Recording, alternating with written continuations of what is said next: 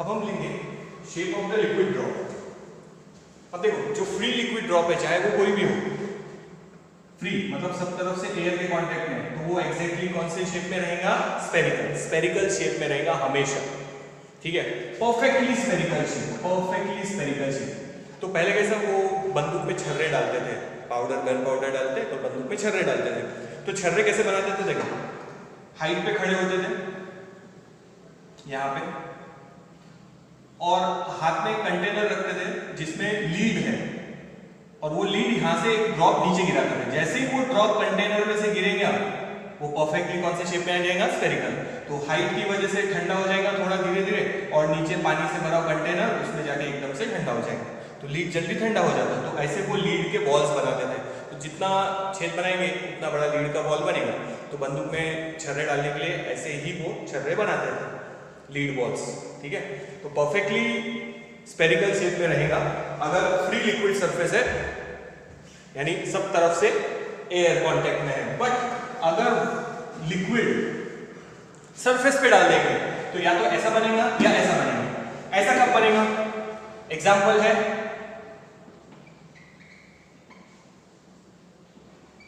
Kerosene and glass, मतलब liquid partially wet the solid, and when liquid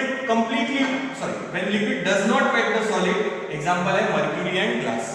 तो mercury का एक छोटा सा ड्रॉप लेंगे और सरफेस पे डालेंगे तो परफेक्टली स्फेरिकल शेप में रहेगा।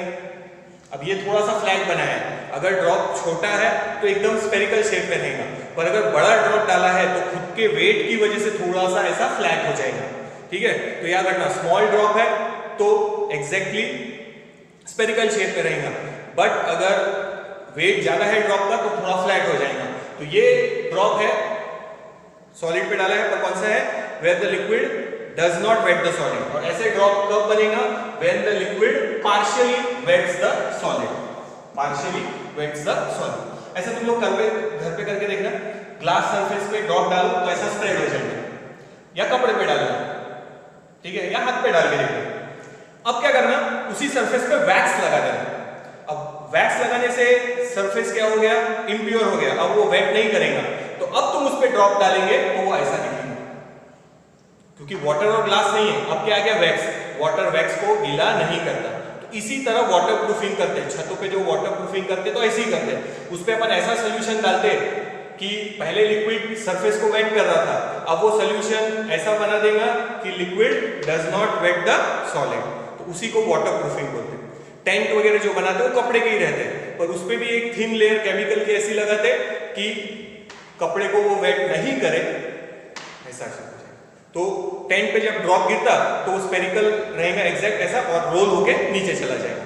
पर वही सादा कपड़ा है तो उस पे ऐसा रहेगा, एब्जॉर्ब हो जाएगा, वेट करेगा वो उसको। तो ध्यान रखना ऐसा शेप कब बनेगा? When liquid partially wet the solid. और ऐसा ड्रॉप का शेप कब बनेगा? When liquid does not wet the solid. तो अपन इंप्यूरिटी से उसको चेंज कर सकते हैं। तो ध्यान रखना, अगर आप वैक्स लगा देंगे सरफेस पे तो पहले सरफेस पे ऐसा ड्रॉप बन रहा था तो बाद में सरफेस पे ऐसा ड्रॉप बनेगा, ठीक है। ये देख लेते हैं। तो कुछ फोर्सेस निकालना, ये T1 देखना diagram, T1 it is the, पूरा नहीं लिखना है, टेक्स्ट बुक में पढ़ना होगा। It is the force due to surface tension between liquid and solid. T2 ये T1 it is the force due to surface tension between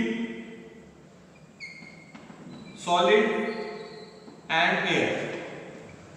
now T3 ये इधर टेंजेंट, तो यही एंगल ऑफ कांटेक्ट रहेगा थीटा। देखो यहाँ पे क्या है? Acute, liquid partially wets the solid, angle of contact ये रहेगा एक्यूट। यहां बनाएंगे एंगल ऑफ कांटेक्ट, ये ऐसे बनेंगी टेंजेंट, तो ये है एंगल ऑफ कांटेक्ट, तो ये है टेंजेंट, और ये है solid surface inside the liquid. तो यहां एक्यूट है और यहां ऑब्ट्यूज, ठीक है। नाउ दिस इज T3, ठीक है। It is the force due to surface tension between liquid and air. ये देख लो, फिर उसको आगे बढ़ो। तो यहां पे बना लेते पहले, ये वही T1, ये रहेगा T2 से, और ये इधर आया T3।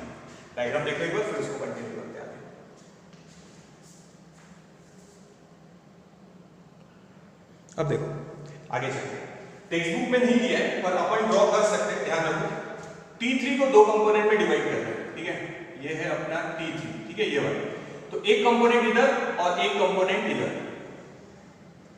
ये अपने कोई काम का नहीं है, ये काम का है। तो ये थीटा है, ये देखो ये एंगल थीटा, तो ये आएगा इधर ही ऐड कर देते, प्लस कर देते, T3 क्या लेंगे cos थीटा। तो डायग्राम देखो T2 और ये, अच्छा ये मिटा देते एक बार क्योंकि डेरिवेशन नहीं तो आएगा नहीं, ये हटा है। T1 किसके बीच में, लिक्विड और सॉलिड, T2 सॉलिड और एयर, ये, and T3 liquid and air. अब अपन ने क्या किया है, T3 को दो कंपोनेंट में डिवाइड किया है, टेक्स्ट बुक में नहीं दिया है, फिर भी आप देख लेना, अगर आपको ड्रॉ करना है तो कर सकते हैं। T3 cos थीटा और ये T3 sin थीटा, वो काम करिए, ये दोनों देखो एक दूसरे के अपोजिट है, तो अपन लिखेंगे T2 is equals to T1 plus T3 cos theta. तो ये टेक्स्ट बुक में डायरेक्ट दिया है, ठीक है ना। T3 cos थीटा ये वही रखें और इसको इधर ले लीजिए, तो क्या बनेगा T2 minus T1, T3 divide कर दो, cos theta is equals to T2 minus T1 upon T3, this is the equation. अब उसमें केसेस है, ठीक है, देख लो ये एक बार डायग्राम पर सी है, ये दोनों अपोजिट में, बस उसको बैलेंस करना है, उसमें भी कर सकते हैं पर इसमें ध्यान रखना।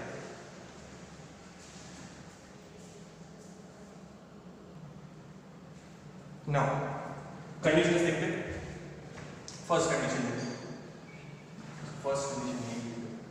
फर्स्ट कंडीशन देखो, T2 is greater than T1, अगर T2 is greater than T1 है तो आंसर इन दोनों को सब्ट्रैक्ट करेंगे तो क्या आएगा, positive.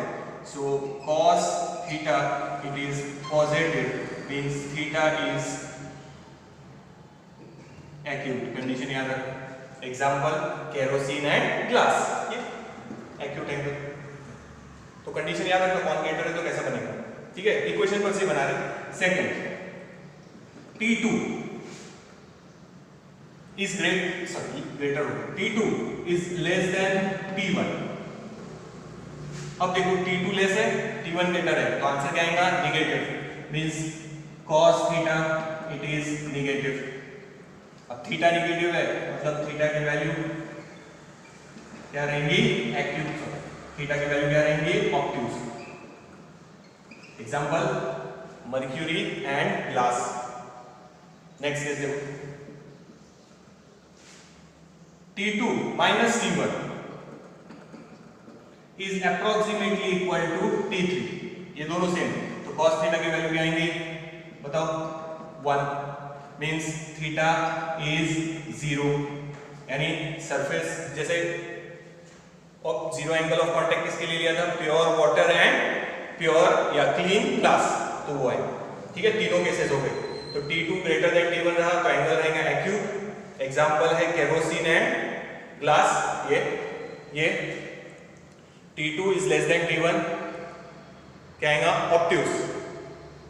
Example mercury and glass, ये अगर इक्वल है तो cos थीटा की value 1, theta is 0, pure water and clean glass, angle of contact 0, angle of contact obtuse, angle of contact acute, ये हो, ठीक है। एक और पॉसिबिलिटी लेनी है, यहां ले लेते हैं,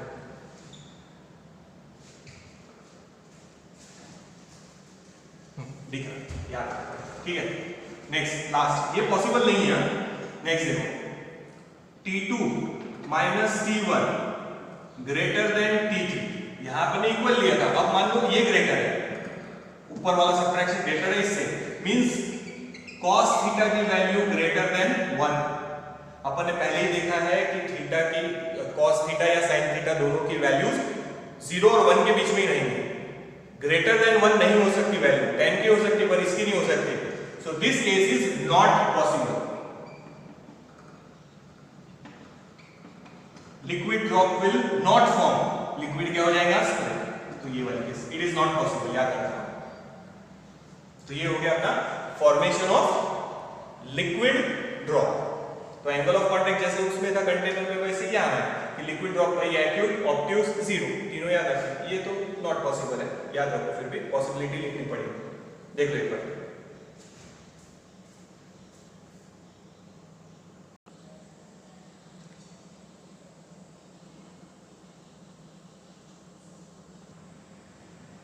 अब हम लेंगे factors affecting angle of contact. ये एंगल ऑफ कांटेक्ट कौन से इस पे डिपेंड करता है।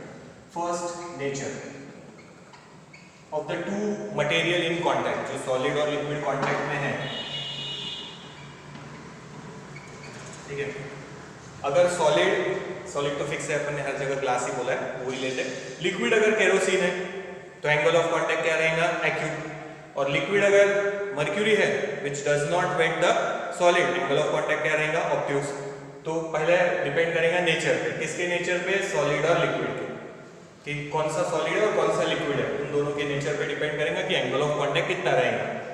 सेकेंड, इंप्यूरिटी पे डिपेंड करेगा। जैसे अपन ने बोला वाटर और एक बोला था प्योर वाटर। देखो, प्योर वाटर मतलब डिस्टिल्ड वाटर जिसमें कोई इंप्यूरिटी नहीं है। अगर प्योर वाटर और ग्लास है तो एंगल ऑफ कांटेक्ट कितना बोला था अपन ने, 0।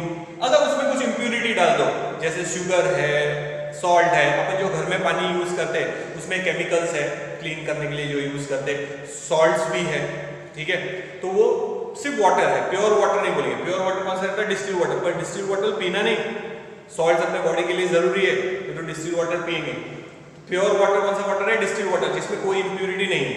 इंप्यूरिटी इन द सेंस कोई मिक्सचर नहीं है, उसमें कोई चीज मिक्स नहीं है, ठीक है। इंप्यूरिटी का मतलब गंदा पानी वो नहीं बोल रहा, ये भी पानी पीने के लिए है, पर इसमें क्या है, सॉल्ट्स है, ये पी नहीं सकते हैं, ये इसमें सॉल्ट्स है जो अपने बॉडी के लिए इंपॉर्टेंट है। अब इसके लिए एंगल ऑफ कांटेक्ट क्या बोला था, एक्यूट।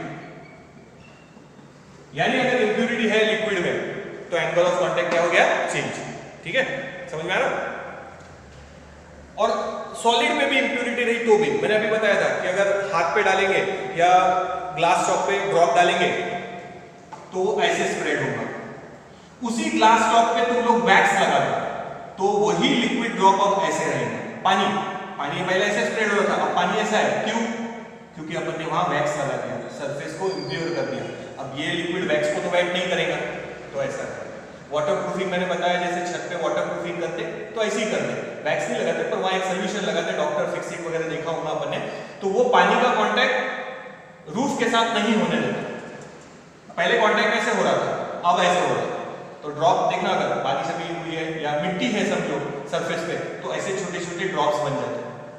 ठीक है, तो पहला था नेचर, ये तो समझ में आ गया। इंप्यूरिटी, चाहे वो लिक्विड में हो चाहे सॉलिड सरफेस पे हो, अगर इंप्यूरिटी है तो एंगल ऑफ कांटेक्ट चेंज हो जाएगा। एंड नेक्स्ट इज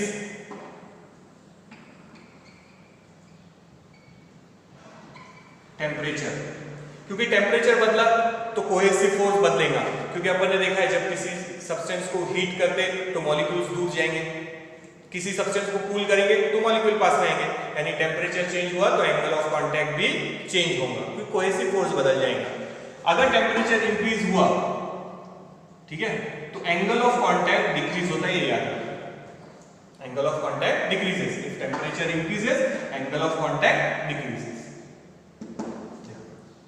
तो ये तीन फैक्टर्स है जिन पे एंगल ऑफ कांटेक्ट डिपेंड करेगा। Nature of the solid and liquid which are in contact, impurity, example ध्यान रखना, and depends on temperature. As temperature increases, angle of contact decreases.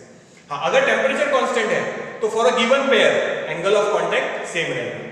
If temperature is constant और given pair fix रखा है, जैसे mercury and glass, तो angle of contact fix रहेगा। अगर temperature change हुआ तो उनका भी angle of contact change हो जाएगा।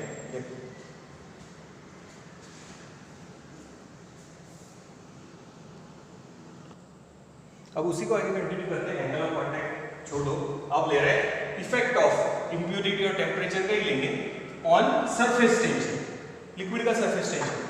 अब दो चीजें देखो, पहला इंप्यूरिटी, दो टाइप की इंप्यूरिटी है। एक इंप्यूरिटी जो हाईली सल्यूबल है, जैसे शुगर एंड सॉल्ट, शुगर या सॉल्ट। अगर आप पानी में शुगर मिला दो या सॉल्ट मिला दो, वो पूरी तरह उसमें डिसॉल्व हो जाता है, ठीक है, हाईली सल्यूबल है। तो अपन देख रहे हैं इफेक्ट ऑफ इंप्यूरिटी, पानी में इंप्यूरिटी डाला है। इंप्यूरिटी यानी देखना, इंप्यूरिटी मतलब उसमें कुछ दूसरा मटेरियल ऐड किया है। इम्प्योर वाटर नहीं है कि सॉल्ट वाटर पीना या नींबू शरबत पीना, इंप्यूरिटी अंदर नहीं जा रही है, ठीक है, ध्यान रखना। ये फिजिक्स के हिसाब से अपन बोल रहे हैं कि पहले प्योर था वाटर, अब उसमें अपन ने क्या डाल दिया है, शुगर या सॉल्ट, यानी जो पहले वाटर था प्योर उसको अपन ने इंप्यूरिटी डाल के चेंज किया है, ठीक है। तो हाईली सोल्यूबल है सच एज सॉल्ट। तो सॉल्ट डालने से क्या होगा या शुगर डिसॉल्व करने से क्या होगा, सरफेस टेंशन इंक्रीज होगा। तो ऐसी इंप्यूरिटी अगर ऐड करेंगे जो हाईली सोल्यूबल है तो सरफेस टेंशन क्या होता है, इंक्रीज। देखो कपड़े धोने के लिए अपन खारा पानी यूज नहीं करते, सी का वाटर भी यूज नहीं करते, या कहीं पे होगा ना कुएं में खारा पानी आता तो वो कपड़े धोने के लिए यूज नहीं कर सकते, क्योंकि एंगल ऑफ इंप्यूरिटी कौन सी है उसमें, सॉल्ट, खारे पानी में। तो सरफेस टेंशन क्या होगा, इंक्रीज। यहां लिख देते सरफेस टेंशन क्या होगा, इंक्रीज। अब सरफेस टेंशन बढ़ गया तो देखो क्लीनिंग का काम पानी करता है। पानी क्या करेगा, छोटे छोटे पोर्स है। एक्चुअल में देखो ये है, समझो तुम लोग घर पे ट्राई करना, ये थिन फॉइल लिया, इसमें एक छोटा सा पिन होल बना, छोटा सा पिन होल। अब दिखाते समय थोड़ा बड़ा बना रहे हैं, पर आपने एक छोटा सा पिन होल बना। अब इसमें वो ड्रॉप डालो पानी का, तो पानी का ड्रॉप ऐसा अरेंज हो जाएगा उसमें। तो इसको आप माइक्रोस्कोप की तरह यूज कर सकते हैं, ठीक है। वो छेद के अंदर नहीं जा सकता, इतना बड़ा पिन होल बनाया है उसके छेद के अंदर वो नहीं जा सकता। करके देखना, एक फॉइल लेना और उसमें एक छोटा सा पिन होल करना, पिन टाचनी चुबा देना, यानी एक होल बन गया। अब पानी तो उसमें से निकल जाना चाहिए, बट सरफेस टेंशन की वजह से ऐसा शेप बना लेना होगा, उसमें से नीचे नहीं गिरेंगे। तो आप इसको as a convex lens use कर सकते हैं, ट्राई करना, ठीक है। तो जैसे ही तुम उसमें सॉल्ट या शुगर डिसॉल्व करेंगे सरफेस टेंशन इंक्रीज होगा। अब क्या होगा, जैसे हाथ साबुन से धोने हैं, समझो आजकल तो कोरोना चल ही रहा, अपन बार बार हाथ धो ही रहे। क्यों धोते, क्योंकि सोप जो है वो उसमें स्पेरिंगली सोल्यूबल है। दोनों बता रहे तो फिर उसको एग्जांपल को और एक्सप्लेन करूंगा। ये तो हाईली सोल्यूबल, अब ले रहे हैं स्पेरिंगली सोल्यूबल। स्पेरिंगली मतलब कम सोल्यूबल है, जैसे डिटर्जेंट या सोप, ठीक है। सोप जब डालेंगे तो जैसे अगर सॉल्ट डाला है और एक सादा पानी है, तो आप हाथ डाल के नहीं बता सकते कि इसमें सॉल्ट है और इसमें सॉल्ट नहीं है, पी के ही बताना पड़ेगा। बट अगर एक ग्लास में डिटर्जेंट है और एक ग्लास में डिटर्जेंट नहीं है, तो आप टेक्सचर फील करके बता सकते कि इसमें डिटर्जेंट है और इसमें डिटर्जेंट नहीं है। टेक्सचर फील होगा वहां पे, सोपी टेक्सचर, ठीक है। वो क्यों, क्योंकि वो पूरी तरह डिसॉल्व नहीं हुआ है। जो इंप्यूरिटी पूरी तरह डिसॉल्व नहीं होती उसकी वजह से सरफेस टेंशन क्या होता, डिक्रीज। तो इसीलिए अपन नहाते समय या कपड़े धोते समय डिटर्जेंट यूज करते हैं। तो हाथ में या कपड़ों में पोर्स जो है वो छोटे छोटे हैं, पानी उनके अंदर नहीं जा सकता क्योंकि उसका सरफेस टेंशन ज्यादा है। जब अपन उसमें सोप या डिटर्जेंट ऐड करेंगे तो पानी का सरफेस टेंशन कम होगा और वो उन पोर्स में से भी वो मैल को, डर्ट को, जर्म्स को बाहर निकाल लेंगे। और फोम क्या करता है, झाग उन डर्ट को कैच करके रखता, वापस कपड़ों पे या हाथ पे लगने नहीं देता। क्लीनिंग का काम वाटर ही है, पर कैसा है ना, सरफेस टेंशन ज्यादा है तो वो पोर्स के अंदर नहीं जा पाएगा। सिर्फ पानी से हाथ धो रहे क्या अभी अपन नहीं, ठीक है। अपन डिटर्जेंट से हाथ धो रहे, सोप से या लिक्विड वॉश से हाथ धो रहे, स्पेरिंगली सोल्यूबल है, तो उससे सरफेस टेंशन कम होगा। सरफेस टेंशन कम। अब अपन ने इसमें पानी का ड्रॉप डाला था, ठीक है।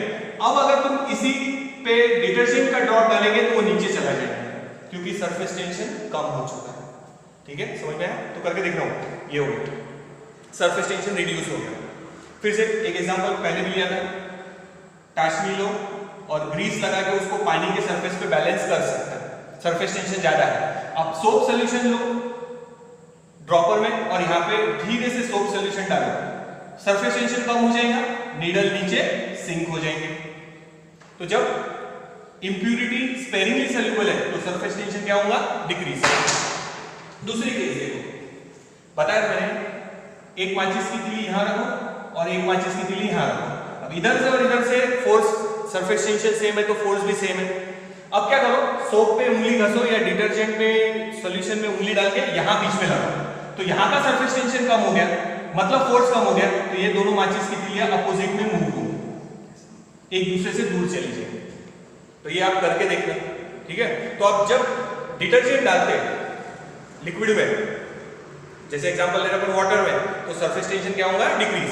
तो याद रखो, अगर इंप्यूरिटी हाईली सोल्यूबल है जैसे सॉल्ट एंड शुगर, तो सरफेस टेंशन क्या होगा, इंक्रीज। इसीलिए खारे पानी से कपड़े नहीं धोते, सरफेस टेंशन बहुत ज्यादा है, फिर बहुत ज्यादा साबुन घसनी पड़ेगी तब जाके ये होगा, डिटर्जेंट का वेस्ट होगा। जो इंप्योरिटी स्पेरिंगली सोल्यूबल है, जैसे सोप या डिटर्जेंट, जब अपन उनको पानी में मिक्स करते हैं तो सरफेस टेंशन क्या होगा, डिक्रीज। क्लीनिंग का प्रोसेस पानी ही करता, वो और अच्छे से होगा क्योंकि एंगल ऑफ कांटेक्ट डिक्रीज हुआ, छोटे पोर्स में भी पानी जाके डर्ट को बाहर निकाल पाएंगे। अपन पेस्ट यूज करते हैं, शायद तुम लोग दांत घसी रहे होंगे रोज सुबह, तो अपन पेस्ट यूज करते हैं। क्यों यूज करते हैं paste? Paste is also an detergent. जब अपन पेस्ट यूज करते हैं तो क्लीनिंग का काम पानी का ही है, पर वो पोर्स में भी जाके वो डर्ट को बाहर निकाल पाएगा या जर्म्स को बाहर निकाल पाएगा। किसकी वजह से? डिटर्जेंट की वजह से। तो paste is also a detergent, जिसकी वजह से सरफेस टेंशन क्या होगा, डिक्रीज। इसीलिए अपन कपड़े धोने के लिए, नहाने के लिए या शैम्पू जो यूज करते हैं बाल धोने के लिए, वो सब क्या है, डिटर्जेंट, जो स्पेरिंगली सोल्यूबल है, जिसकी वजह से सरफेस टेंशन डिक्रीज होगा, पानी अपना काम अच्छे से कर पाएगा। तो ये हो गया पहला effect of impurity on surface tension. देखो समझ में आया? दूसरा ले रहे, यही लिख लेते, ये फर्स्ट हो गया। And second is temperature. तो जैसे जैसे टेम्परेचर इंक्रीज होगा, for most of the liquid surface tension क्या होगा, डिक्रीज। सरफेस टेंशन क्या होगा, डिक्रीज। क्यों ऐसा होगा देखो, और बॉइलिंग पॉइंट पे देखना, इसको बोलते हैं क्रिटिकल टेम्परेचर, बॉइलिंग पॉइंट। तो देखो suppose this is the container, अब बॉइलिंग पॉइंट पे क्या होगा, ये मॉलिक्यूल फ्री हो रहे हैं, वेपर्स में कन्वर्ट हो रहे हैं, मतलब वो लिक्विड के साथ बाउंडेड नहीं है, मतलब उन पे फोर्स एक्ट नहीं हो रहा। तो एट बॉइलिंग पॉइंट या critical temperature surface tension becomes zero. तो लिक्विड में कोई सरफेस टेंशन नहीं रहेगा, पर कहां पे, क्रिटिकल टेम्परेचर, या बोल सकते हैं अपन कौन सा point, boiling point. Boiling point पे सरफेस टेंशन क्या हो जाएगा, जीरो, क्योंकि वो मॉलिक्यूल्स फ्री हो रहे हैं, वेपर्स में कन्वर्ट हो रहे हैं, अब वो बाउंडेड नहीं है। ठीक है, याद रखना, जैसे जैसे टेम्परेचर बढ़ेगा सरफेस टेंशन कम होते जाएगा, और बॉइलिंग पॉइंट पे, उस लिक्विड के बॉइलिंग पॉइंट पे, जैसे वाटर का बॉइलिंग पॉइंट कितना है, 100 डिग्री सेल्सियस, तो 100 डिग्री सेल्सियस पे वाटर का सरफेस टेंशन कितना हो जाएगा, जीरो। ठीक है, सिर्फ दो एक्सेप्शन है, मॉल्टन कॉपर एंड मॉल्टन कैडमियम, उसमें उल्टा है, टेम्परेचर इंक्रीज हुआ तो सरफेस टेंशन भी क्या होगा, इंक्रीज।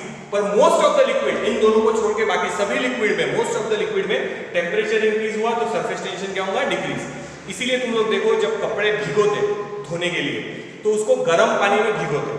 क्यों गर्म पानी में भिगोएंगे, सरफेस टेंशन कम।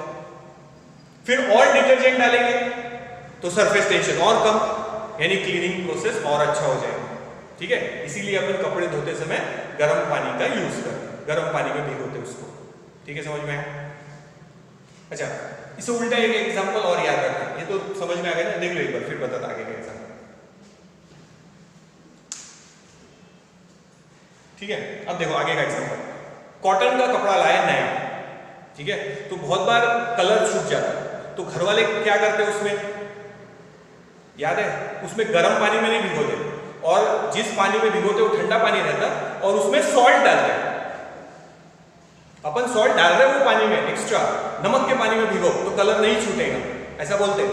क्यों नहीं छूटेगा, क्योंकि जब नमक ऐड करेंगे तो सरफेस टेंशन क्या हो गया, इंक्रीज। ठीक है, सरफेस टेंशन बढ़ गया। ठंडा पानी है, सरफेस टेंशन ऑलरेडी ज्यादा है, तो सरफेस क्लीन होगा पर उसका कलर नहीं छूटेगा, क्योंकि लिक्विड पोर्स के अंदर नहीं जा पाएगा। तो याद रखो, जब नया कॉटन का कपड़ा लाते हैं अपन, उसको धोने से पहले या यूज करने से पहले अपन क्या करते हैं, नमक के पानी में भिगो देते। घर पे पूछना कि नमक के पानी में क्यों डालते हैं, क्योंकि कलर नहीं छूटेगा। फिर उसके बाद आप यूज करो, फिर धोते समय अपन वही गर्म पानी यूज करेंगे और डिटर्जेंट। पर अभी फिलहाल नया कपड़ा है, उसको सॉल्ट वाटर में भिगो देते और ठंडे पानी में, गर्म नहीं करते, क्योंकि सॉल्ट वाटर में सरफेस टेंशन ज्यादा है और कम टेम्परेचर है, तो सरफेस टेंशन ज्यादा है, सरफेस टेंशन ज्यादा है तो कलर नहीं छूटेंगे। ठीक है, समझ में आया? तो ये हो गया effect of impurity on surface tension और ये टेम्परेचर। ठीक है।